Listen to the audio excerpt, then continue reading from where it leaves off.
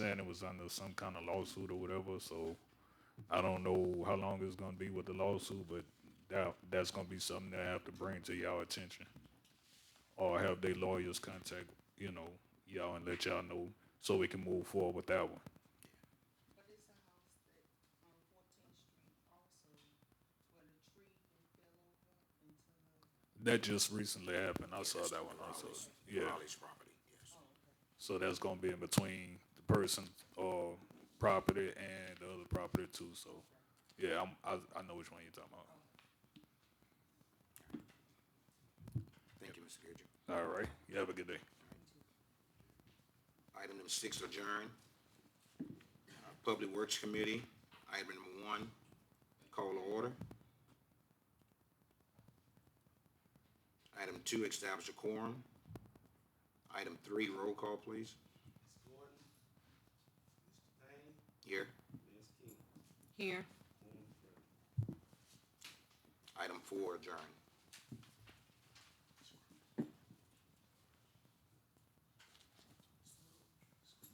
Call to order, establish a quorum, roll call. Mrs. Joseph, Here. Mr. Gordon, Mr. Hunt. Hearing from Chandler Smith, the superintendent for West Virginia Parish Schools regarding the new contract site for Corin Elementary. Good evening. Good evening. First, Mayor, Council, thank you all so much for allowing me to come speak with you guys tonight. I come this evening really to share some great news. We have a lot of plans that we just got approved. We've got all of our funding in order. You know all that takes some time to get done. But I'd love to be able to share with you all some plans that we have for the Port Allen area. So this is part of our strategic plan. We started this when I came on board May 1st of 2023, really with a lot of goals and strategies. First, just so everybody's aware, we've made tremendous growth the last 2 years. We've gone from a 79.4 to an 85.2, and we're going to continue that growth, here in the coming months. So as you know, the kids are taking LEAP testing now. We're hoping to finish up next week, and all signs are pointing to good growth there. We got our literacy results, and we've grown 8% from last year of students that are reading on level or above across the district. So great things there. These are our goals as a school system. First, our number one goal is all about students and student academic growth. Number 2 is all about school safety, student safety, both emotional and safety and well-being physically. Goal 3 is all about our staff, hiring highly effective instructional staff at all of our schools. Goal 4 is sensible spending. How do we do this within budget? And goal 5 is all about stakeholder communication and getting our message out and getting feedback from our parents and community members. So one of the things that we wanted to tackle was con. As you know, in the last bond issue, a lot of work was done at different ends of the parish. Some of the sites received some new buildings. Con received a new multi-purpose and new front office. But when we had our academic buildings that Con evaluated, we had a lot of deficiencies. And it benefited us and the kids to put them in new buildings. So when we started this venture, we looked at just Con, and then we said, well, it might need to be bigger than this. How are the students doing at Port Allen Middle? What are those facilities like? What can we do to maybe consolidate some things? So we started asking some questions, and we said, well, have we thought about combining these two school sites? We had some success as a district with combining Duval and Chamberlain. Has anybody seen the new Caneview? It's been in place for about 4 years now. We've grown that school from a C school to a B school. It's a beautiful facility. And we've had a ton of success by combining those two school sites. We also had a demographer study come in, Mr. Mike Hefner, to look at our population growth here in the district. these are the numbers he found. Over the next 10 years, West Baton Rouge will have an increase of students by approximately 750 students. Our issue or challenge that we found was that wasn't population growth all across the parish, but rather on the south end and in the Irwinville area.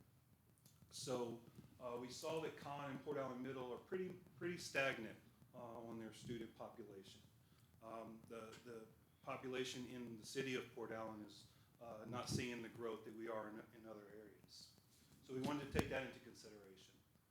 We also did an organizational review that said schools that are less than 250 to 300 students, it's really just not efficient for us as a school system to duplicate services at multiple buildings. For instance, every school has to have a cafeteria, every school has to have a nurse, a librarian, and I could go on. And we also wanted to figure out a way, how could we offer some opportunities to our high school students with rethinking and maybe reimagining what that Port Allen Middle campus could become. So we started an early college program. So let me tell you a little bit about that. As you know, we opened up our West Baton Rouge Career Academy this year in October. We have 237 students from both high school, Bruley and Port Allen, taking courses in culinary, electrical, welding, cosmetology, drafting, medical, EMR, EMT, carpentry, robotics, and then also Ed Rising. Those are our future teachers. We're adding more courses for next year. We have 350 to 400 students signed up from both high schools to take courses at our Career Academy. It works great. We do an AM schedule and a PM schedule. Kids don't eat breakfast or lunch here. They do that on their home campus. They go there for classes and then they go back to their home campus for the remaining part of the day. We are also starting an early college program in STEM Academy. So again, this is going to function just like the Career Academy. It's not a school, it's a program site, so they'll go take courses there and then go back to their home site.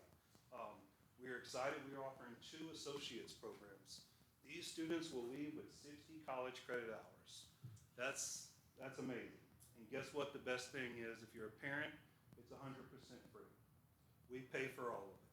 So that with the savings of combining these 2 schools allows me to then hire dual enrollment certified teachers to teach at what will be the new early college and STEM Academy, turning that Port Allen Middle campus, and for those history buffs, the old Port Allen High School, back to serving high school students. So what's exciting here, we have about 8 classrooms in that front building.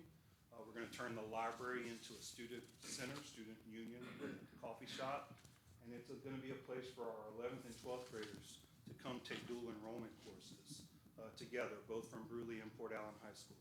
Currently, we have about 85 students in our early college program. Those are our freshmen.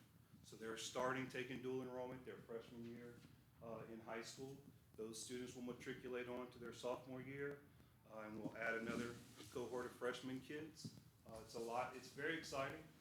We'll be able to offer physics at this location. We'll be able to offer some STEM programming that otherwise might not be able to be offered at both schools independently. So more efficiently, we can offer both at this school site. And then again, they'll go back to their home site, play sports, be in the band, do all the things that high school kids do. So what does that do for Conn? What will it look like? So Conn will then serve grades 3 through 8.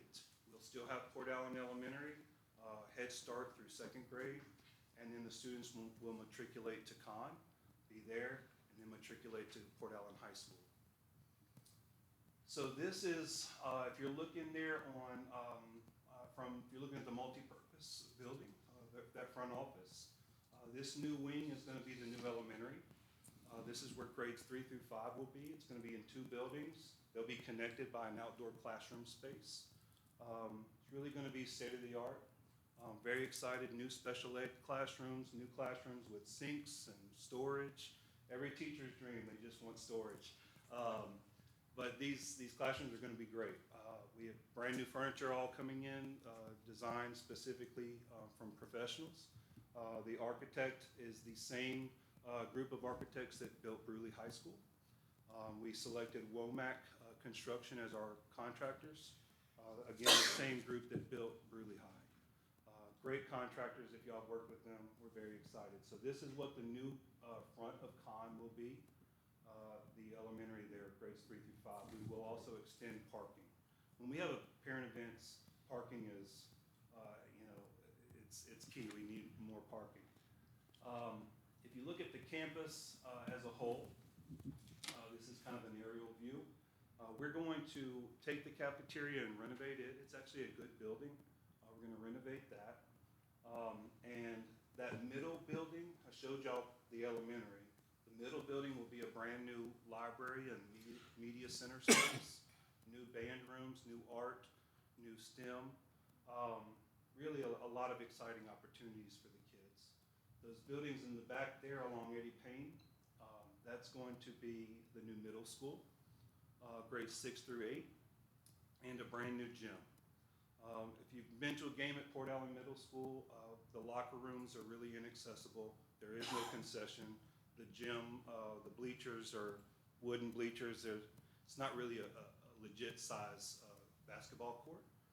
So this really will give the kids a brand new state-of-the-art gym that they'll be able to use for PE, basketball, and other games. We're also going to be putting in a practice football field. Why do I say a practice? Because we are putting in turf at the high schools, and from a prior middle and high school principal, I know those middle school kids are gonna wanna play football on the turf on Thursday night. So I'm sure that this is gonna be just a practice field, and they'll be able to play their games on the turf at Port Allen High School. This is just another rendering from that same viewpoint. We're gonna tear down those middle area. Those are the two current academic buildings. That will also all become playgrounds and common courtyard space for the students. This is just one example of what the elementary will look like. Again, with outdoor classrooms, enough restrooms, classrooms for the students. We have about 200 kids on the elementary side and roughly that same amount on the middle school side. So this will function with one principal and 2 assistant principals at this school site. It's very exciting. We're very excited about it. I think it's gonna really change the whole area. The mayor has been great. The chief has been great. We've been talking about this. And we tomorrow night have a night again with our parents to try to get them out to see and give us some feedback. How can we honor the history of Con? How can we, what's some feedback they can give us and what to put in for the kids? But we have some neat tricks up our sleeves with the STEM space and some cool things that the kids I think are going to be very excited about. Doesn't stop there. We're going to do some upgrades at Lukeville. They'll get a new gym and cafeteria. They don't have a gym, and their cafeteria is about 70 years old, so we need to do some work there. Parking upgrade, Bruley Upper. We will do a new roof for the gym there, some various renovations throughout the site. Administration area will be updated. Port Allen Elementary, we're starting on that this summer. We have a new gym floor going in there in their big multi-purpose space, upgrading the cafeteria and kitchen, and a brand new roof on that site as well. And then again, both high schools, we are going to be adding turf. And at Port Allen High School, we're going to be building a new athletic field house. That we're very excited about. I know it's a long time coming. So the kids are excited. We just got a new football coach, and I know they're excited about to get started planning on that field house. So a lot of projects in store, new LED lights. We're really trying to promote a lot more extracurricular involvement with our kids. So I think this will help. Port Allen Middle, we are looking to, when we combine Con and Port Allen Middle, we're going to start a historical recognition committee. We're going to ask for some volunteers for that. How can we honor Con, the history of Con, at the Con site? Can we build, the architects are really interested in designing maybe a square or some type of courtyard piece that we could honor the history and legacy of Con. So we're really excited about that. That was really it. So I would love some questions and feedback if anybody has any. Yes, ma'am. Ms. Rose and I went to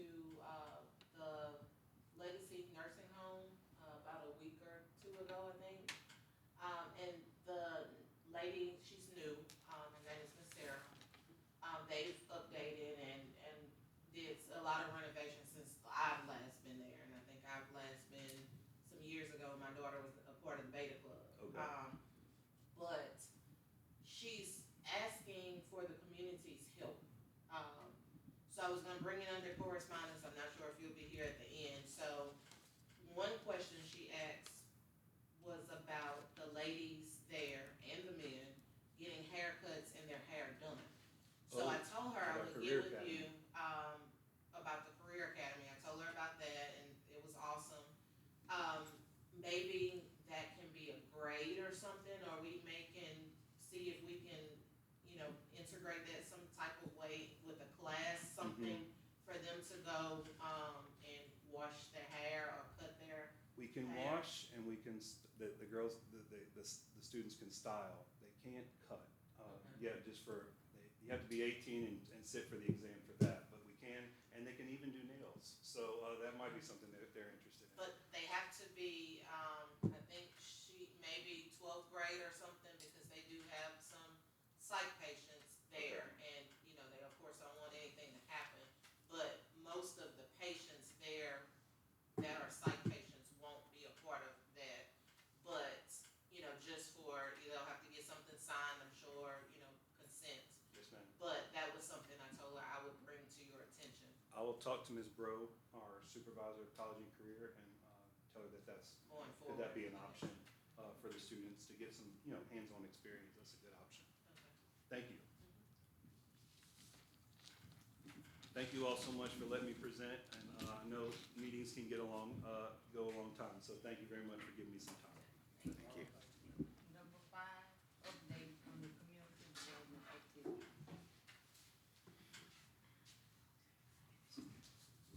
Good evening, everybody. I won't be long because we have other things that are just a little bit more important, but we do want to announce and keep on your agendas the things that will be going on within the next couple of weeks. We know we have our family day in the park on the 24th of May. This year we did something new. We have a Miss Juneteenth contest, which is an essay contest that will culminate, and we will announce everyone next week the date that the winners will be announced, and we hope that all the council members will be able to attend. We do know it's going to be on a Sunday, and we'll have that information by next week.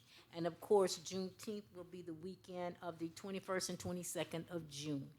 Really a lot of exciting stuff. We wait until the mayor signs the contracts with the entertainment before we announce that, but hopefully in the next 1 or 2 days, that will be done. And I'll take any other questions that you might have at this time. Okay.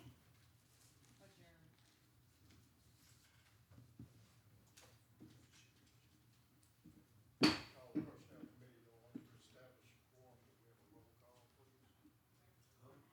Here. Ms. Gordon, Mr. Payne, Here.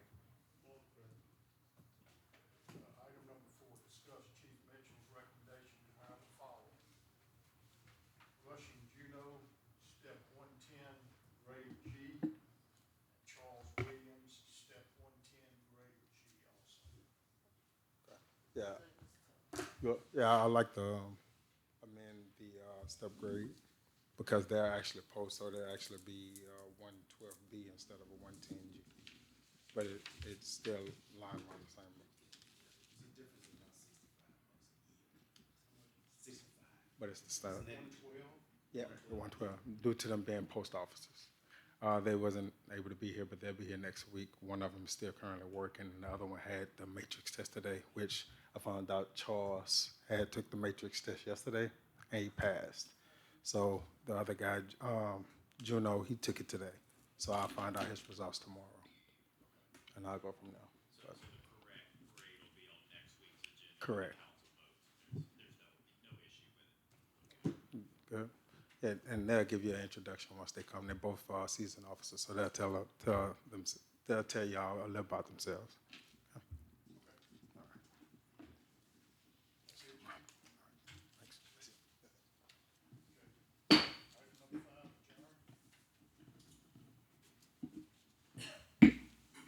adjourn. Finance Committee call to order, establish quorum. Roll call. Here.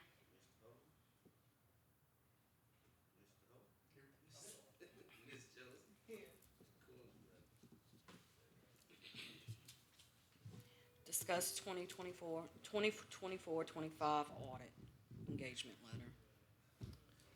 Per state law, we're supposed to have an audit done of our finances every year.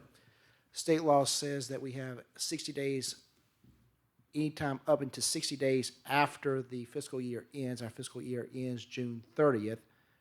That doesn't mean we have to wait until our fiscal year ends to sign this engagement letter. One of the findings last year in our audit was that it wasn't filed timely enough. It needs to be filed by December 31st. So we can get the ball rolling. We can get our audit, because they don't want to work during Thanksgiving and Christmas, but we don't want to work during Thanksgiving and Christmas holidays to get this stuff done. And the state's making more and more regulations that's becoming more and more burdensome to put all things together. So I'm asking that you'll put this on the council agenda for y'all to approve next week so that the mayor can sign the engagement letter, so that come July 1st, we've done all our preliminaries with the auditors. They can start doing some things, even though the hard fiscal closeout doesn't occur until September 30th. They can test our procedures. They don't have to wait for our financial statements to be done. They can start coming in, checking the ethics certificates and the sexual harassment certificates, all these other things that they don't have to wait. But if we have this engagement done, they can start July 1st or work us in among their many other clients, since they have merged with another company. So they've got more clients and more responsibilities too. So, and Tanny of Erickson Crento does plan on being here next week if y'all have any questions that y'all can ask him. So I'm asking to have that as an agenda item for next week's council meeting for the council to approve.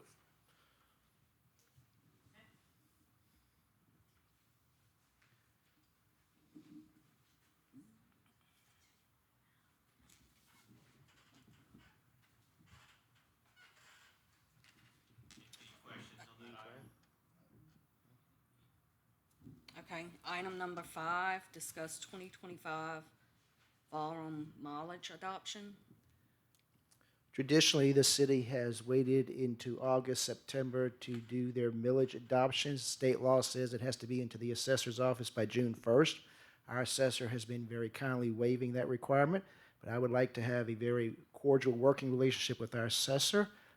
We don't have to roll forward. It's a simple resolution, since we're going to keep the millage adoptions the same as what they were last year, so we don't have to go through the entire advertising multiple times, just one time per city ordinance, just to put it out there, so that it would be the same rates as it was last year, so there would be no tax increase for anybody, simply just adopting the same tax millage from last year. The only ones that would see the increase would be those, I think, in the subdivision who didn't have a house this year on their property, and that will now have a house on that year. So I'm asking to put that on the agenda so that we can get it to the assessor's office as state law dictates by June 1st.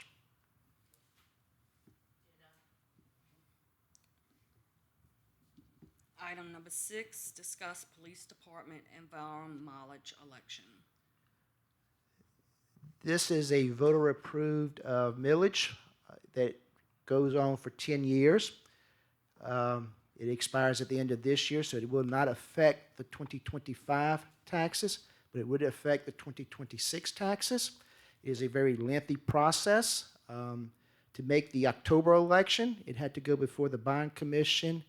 The bond commission needed the application last month.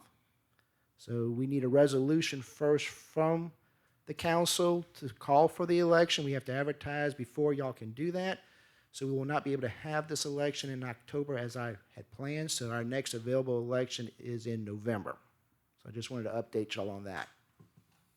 And our police department, and I've already talked to Chief Mitchell about this election. Varying municipalities around here, the ad valorem taxes that are up for renewal or coming, or new ones are not passing. So for funding for our police department, it would be very important we get the word out that their 5 mills only brings in about $125,000 to $150,000. So it's not that much burden, I think, to the property owners.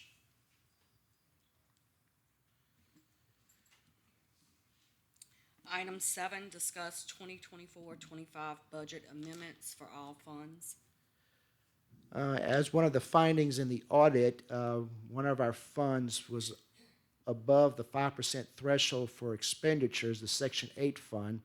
And in preparing the budget for this upcoming fiscal year, one of our other major funds, and I'm not quite sure, Mr. Tommy Lejeune, with Falk and Winkler will be here next week to explain all of this, since he's preparing the budget, to be in compliance with state law, to introduce the ordinance next month, to vote in June on the amendment so that our funds are all in compliance with state law, that they're all within the 5%, no more than 5% above for expenditures and no more than 5% below for revenues.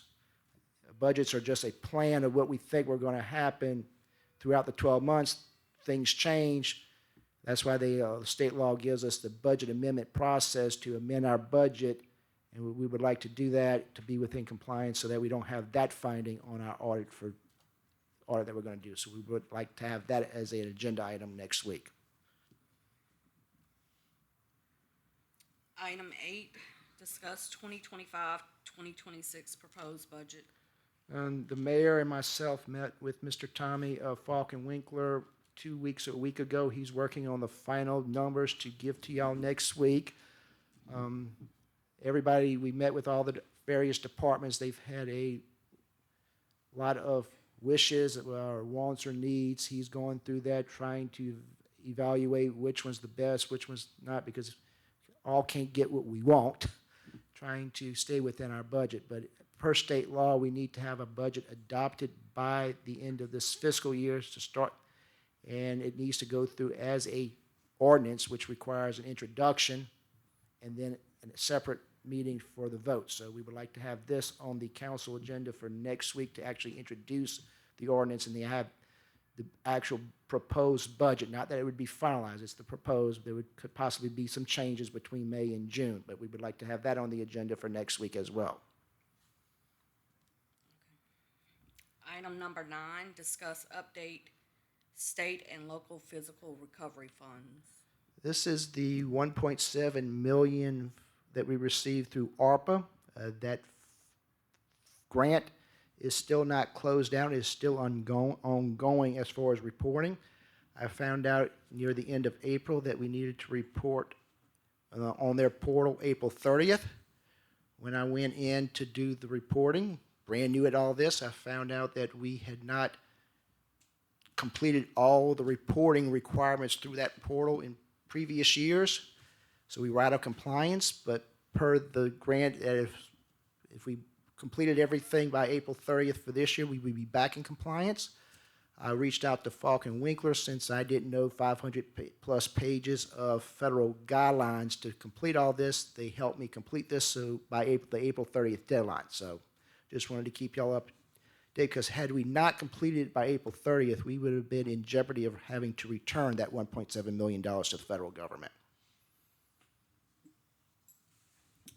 Item number 10, 2025 Louisiana Community Development Block Grant.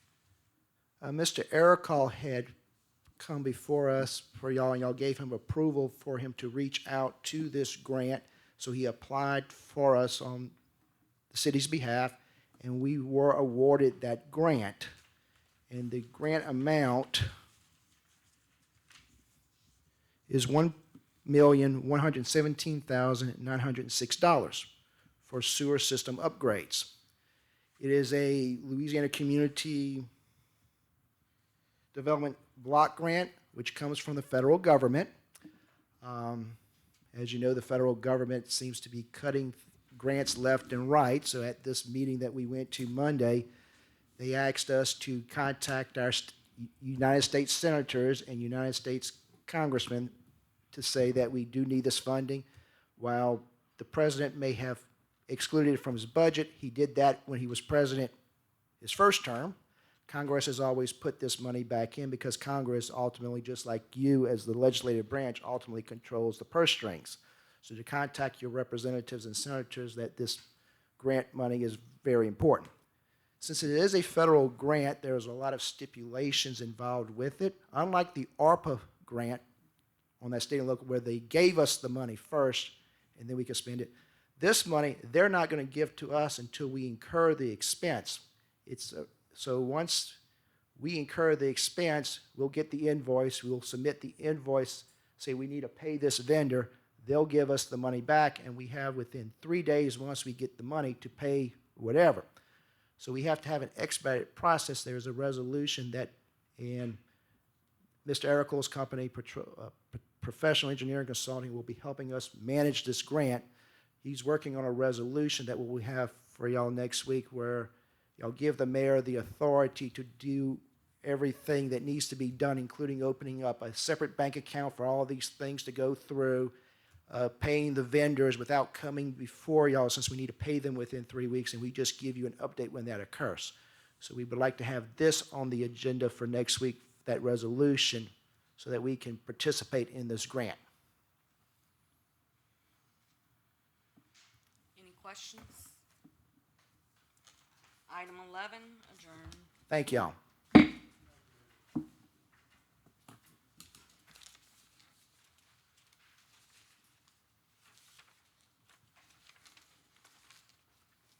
Good evening, council. Good evening. So the only thing that I have, like I told Mr. Chandler Smith, we did go to the nursing home. So they are asking that we participate. We pop in, the residents, you know, they were happy to see people. Some don't have family, they were explaining to us. And it's hard, you know, nursing homes aren't the best, you know, to go to, but they are asking for more participation because they've gotten such a bad rep in the past. So, you know, we vowed that we would try to go at least once a month over there. I think next week is patient appreciation or week. I think next week she sent me. So if you can pop in, they are asking for different things. I think socks, blankets, you know, different things. So as the year goes on, we can get together to try to do some kind of drive or something to bring to them, to get to them maybe by the holidays or something. But if you just have time, some of you can pop in and they would really appreciate that. The other thing, I reached out to the council members separately, and then I talked to our attorney's office.